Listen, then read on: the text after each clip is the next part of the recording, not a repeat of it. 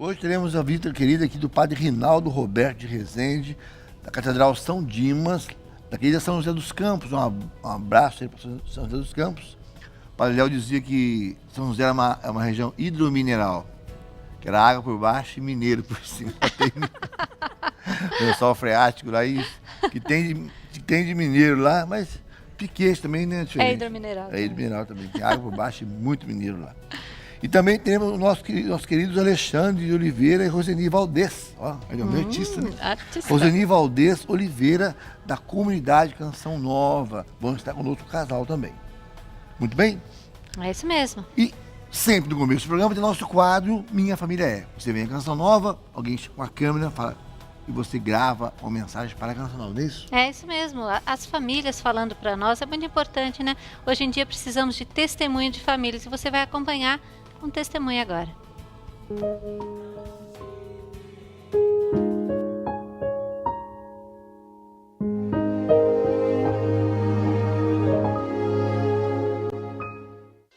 O meu nome é Meire, sou de Montes Claros, norte de Minas. Estou aqui na Canção Nova pela primeira vez com parte da minha família.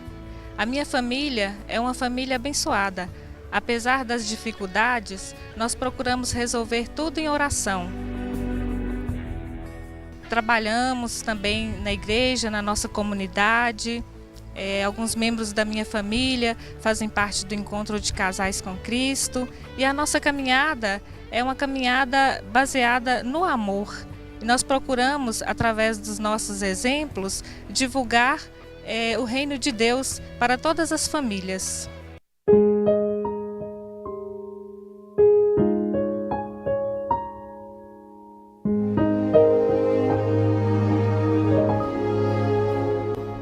Legal, Deus abençoe essa família de Montes Claros, Minas Gerais. Então, nós temos de hoje Família Berço da Ética. A educação sempre foi atribuída aos costumes vividos na intimidade do lar. E a criança não faz outra coisa senão ser reflexo do ambiente onde está.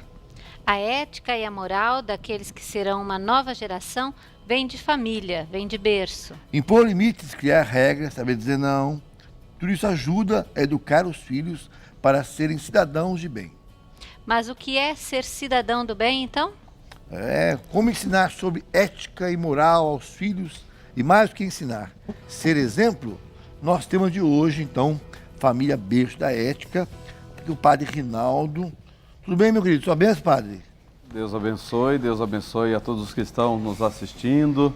Quero dar uma boa tarde também aos meus paroquianos lá de São José dos Campos, audiência da Catedral total de São Dimas. E boa tarde aos mineiros, de modo especial, que é mais um padre mineiro em São José dos Campos. Que bom, mineiro é gente boa. Meus pais também mineiros, o seu Nelson, Dona Rosa, meus avós. Eu sou paulista só por um passo, porque assim tá em São Paulo, mas, né? Graças a Deus. Alexandre e Roseni, bem-vindos. Obrigada. E as crianças crescendo? Crescendo. E o Escribinha? Não, a Escribinha continua bem lá, tá lá firme e forte, lendo lá. Daqui a pouco tá pedindo a chave do carro, daqui a pouco. Tá grande, tá grande. É, isso mesmo. Muito bem. Padre, o nosso tema de hoje... E temos a Miriam também, cumprimentar a Miriam. A nossa Miriam, Miriam. Tudo bem, minha filha? Tudo bom, pai, e você? Bem, graças a Deus. E quem quiser participar do programa, por e-mail, pela internet, como é que faz, filha? É isso aí, é muito fácil participar aqui no programa pela internet. Você pode entrar pelo Twitter, que é twitter.com/minhafamiliacn ou @minhafamiliacn. Também tem um e-mail que você pode mandar suas perguntas, familia@cançonova.com.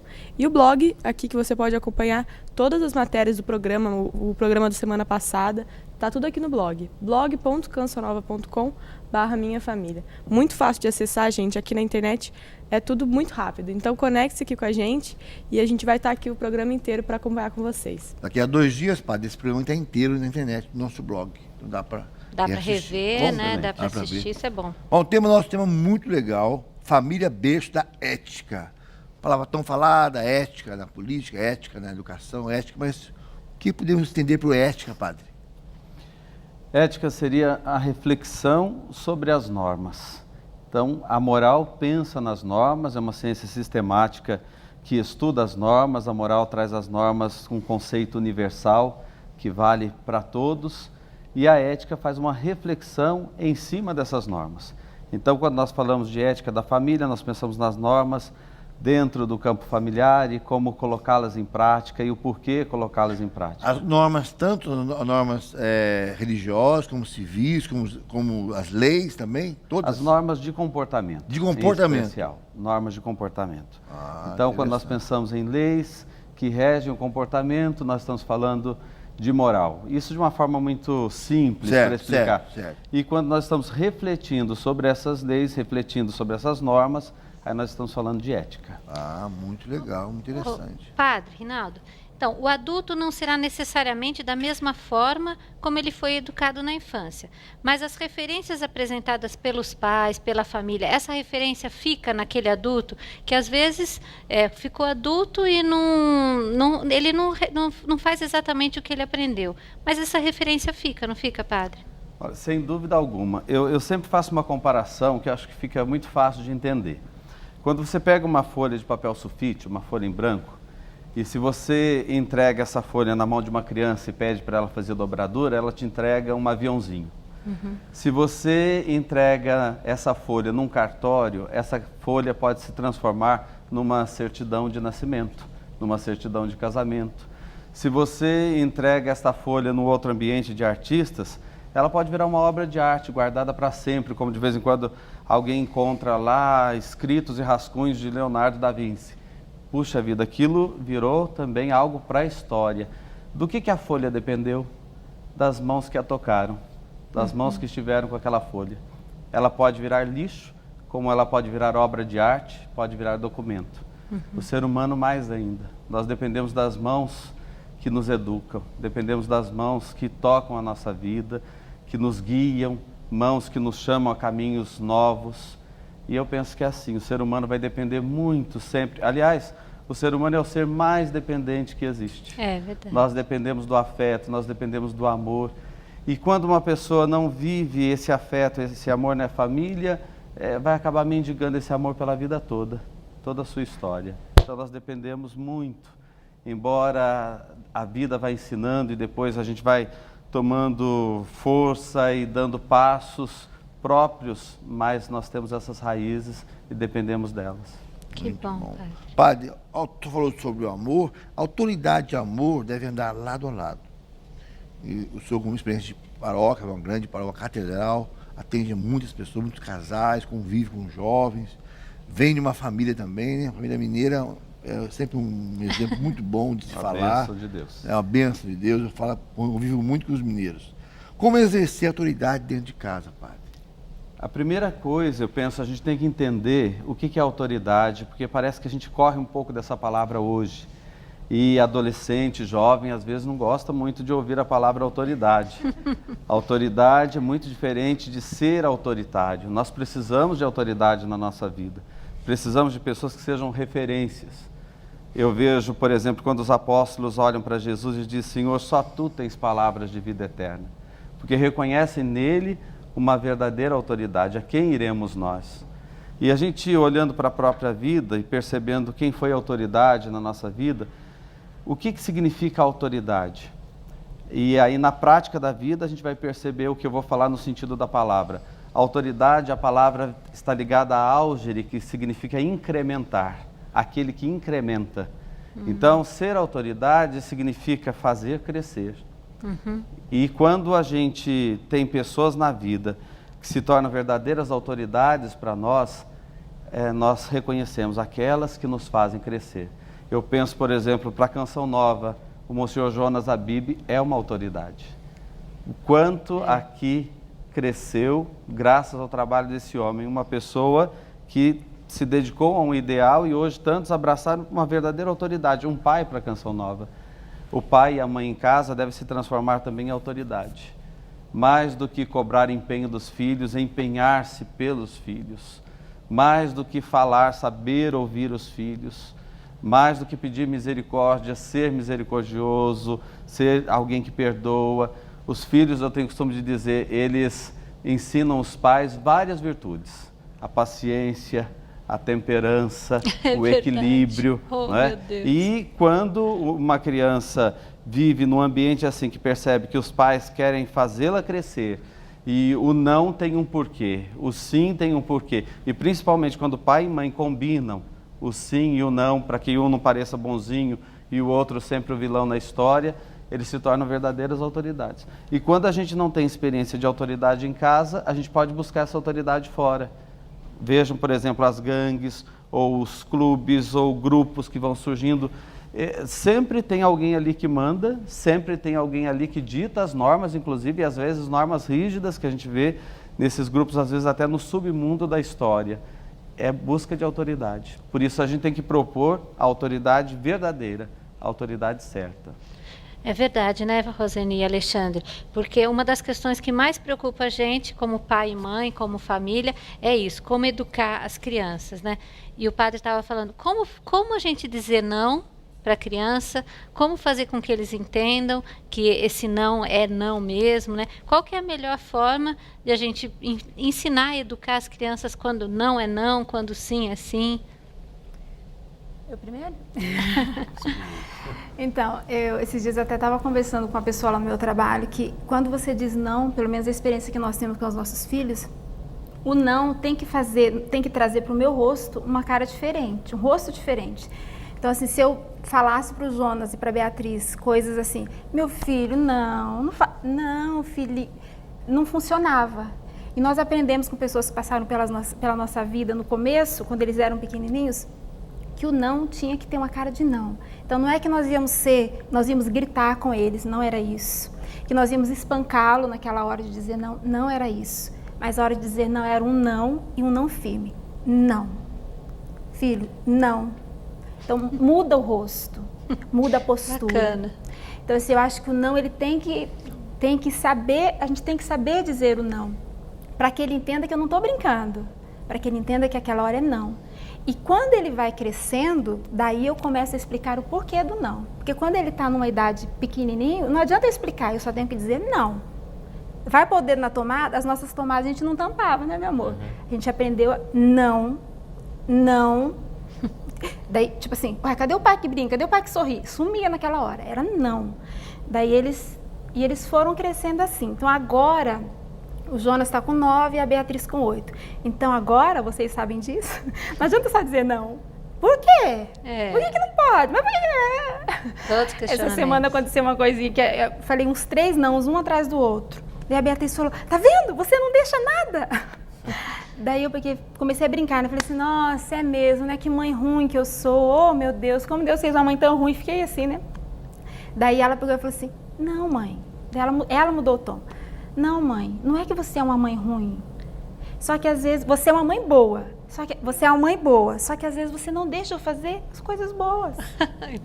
Você não é uma mãe ruim, mas às vezes você não deixa coisas boas. Então assim, hoje eles já raciocinam. Para ela aquilo era bom. Então hoje eu já consigo chamar a Beatriz e dizer, não, filha, isso não é bom por causa disso, disso e disso. Mas quando é pequenininho, não. Tem que mudar o rosto, mudar a postura e dizer não. É isso aí. E interessante porque nessa situação que a gente via quando as crianças quando pequeno, de forma alguma o não, dizer não, minava o amor pelas crianças. Pelo contrário, no momento em que a gente dizia não, eles percebiam não. De fato, é um não bem dado. Mas ao mesmo tempo, depois, quando eles faziam alguma coisa assim digna de aprovação, beijo, abraço. Então, não se permanece naquela postura de dizer não e depois dizer, não quero saber de você, vou ficar o resto do dia de cara feia. Não. Ele entendia, compreendia que naquele momento, naquela situação, o não era por causa de uma escolha, uma atitude errada.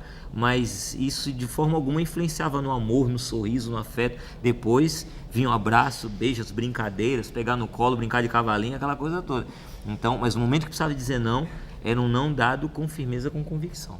Muito bem, Mir, que legal. Nosso tema hoje aqui, Família Berço da Ética, Padre Ginaldo, nosso casal Alexandre e a Roseni. Miriam, tem gente aí falando conosco? Tem muita gente aqui participando com a gente. A Simoneide Correia, de Tomar do Geru, agora acertei o nome, está aqui. A Nair Oliveira também, a Socorro Lima está mandando um grande abraço. Muita gente participando aqui com a gente. Eu queria mandar um abraço especial para a galera do FAC, do acampamento lá de São José do Rio Preto, que também tem entrado em contato aqui conosco no programa. Um beijo para vocês. Sabe que a gente ama muito vocês, pessoal daqui de Cachoeira Paulista. E um abraço também muito especial para minhas aluninhas de balé lá da Companhia de Artes. Prometi que ia mandar um beijo para vocês, não vou esquecer, viu, meninas? Um beijo, a tia, semana que vem a tia tá aí para dar aula para vocês. E tem uma pergunta muito legal aqui da Suzana. Ela fala: minha filha é completamente diferente dos pais, de nós pais. Os valores morais delas também são diferentes. Por quê? E aí, padre? Olha, nós temos que criar um diálogo entre gerações. Tem uma coisa muito bonita que o padre Cafarel, fundador das equipes de Nossa Senhora, padre francês, que inclusive está em causa de beatificação, ele diz que os pais geram os filhos, mas também são gerados por eles.